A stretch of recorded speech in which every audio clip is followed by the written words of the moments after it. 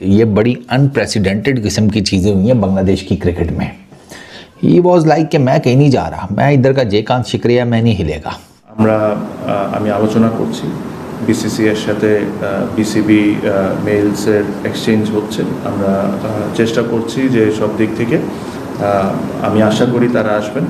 जैसे इलेक्शन खत्म हुए, नई गवर्नमेंट बनी, सबसे पहले उसी बोर्ड को हटाया गया जिसने वर्ल्ड कप में अपनी टीम ना भेजने का फैसला किया था और हुकूमत ने मिलकर ऑफ कोर्स वो फैसला किया था। मैं उस दौरान भी कह रहा था कि जैसे सेटअप चेंज होगा, नया क्रिकेट बोर्ड आएगा या नई गवर्नमेंट आएगी, उनका सबसे पहला काम होना है कि बीसीसीआई के साथ ताल्लुकात बेहतर किए जाएं। क्लियर वाजे कर दिया कि जी बांग्लादेश क्रिकेट बोर्ड जो है इंडियन क्रिकेट बोर्ड से अपने ताल्लुकात को बेहतर करेगा। देश ने हरकतें ऐसी करी हुई हैं कि यहाँ से अब रोका हुआ है कि टाइट करो इनको। बांग्लादेश अब कोशिश कर रही है माफिया मांगने की। जब तुम्हें हम पहले समझा रहे थे कि अपने हमारी गंदी औलादों पाकिस्तानियों की गोदों में जाके ना बैठो, तब तुमने नहीं सुनी, तब तुम वर्ल्ड कप से बाहर हो।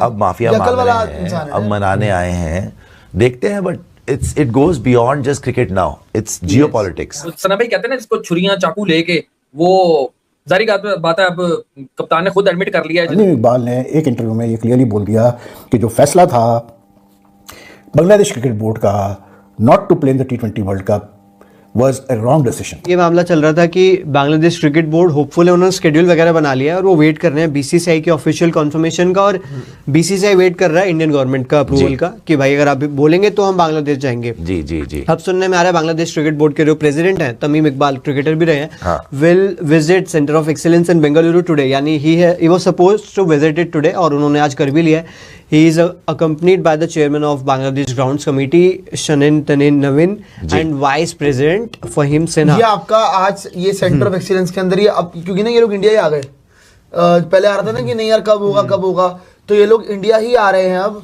आपका तमीम इकबाल वगैरह की इंडिया बांग्लादेश की सीरीज पक्का बताओ कि हो रही नहीं हो रही, 3 वनडे 3 T20, क्योंकि इंडिया इनका रिस्पॉन्स इतना अच्छे से मिल नहीं रहा था इनको, तो ये यहीं पे मीटिंग करने आ गए हैं बेंगलुरु के अंदर। अब देखते हैं क्या होता है, किस तरह से मूव फॉरवर्ड करती चीजें, क्योंकि 2027 का एशिया कप भी बांग्लादेश में है। सो इन लोगों को बहुत स्मूथली कराना पड़ेगा, उससे पहले तय करना पड़ेगा कि इंडिया बांग्लादेश अगर आज सितंबर में हो रही है या नहीं, चीजें अच्छी नहीं हुई ना तो फिर आगे भी नहीं हो पाएंगी ना। बट मुझे लग रहा है कि ये मेक श्योर हो जाएगा, अगर ये इंडिया आए हैं तो ऐसे फ्री फंड में तो आए नहीं होंगे, बातचीत हुई होगी। बात यही है, गवर्नमेंट अगर अप्रूव करेगी, बोलेगी भाई हाँ बांग्लादेश के साथ खेलो, तो खेल लेंगे लोग। बीसीसीआई कोई प्रॉब्लम नहीं होगी यार। बांग्लादेश ने हरकतें ऐसी करी हुई हैं कि यहाँ से अब रोका हुआ है कि टाइट करो इनको। बांग्लादेश अब कोशिश कर रही है माफिया मांगने की। जब तुम्हें हम पहले समझा रहे थे कि अपने हमारी गंदी औलादों पाकिस्तानियों की गोदों में जाके ना बैठो, तब तुमने नहीं सुनी, तब तुम वर्ल्ड कप से बाहर हो। अब माफिया मांग रहे हैं, अब मनाने आए हैं, देखते हैं। But it goes beyond just cricket now, it's geopolitics। अब आपने पॉलिटिक्स शुरू करी, अब इंडिया के हाथ में है ना कि क्या करना नहीं करना। आप अगर उस टाइम पे सुधर जाते चुपचाप, अगर आप बोलते कि ठीक है भाई हम वर्ल्ड कप खेलने आ रहे हैं, आपने ड्रामेबाजी शुरू कर दी। आपने किस हैसियत से बोला कि हम इंडिया में नहीं खेलेंगे?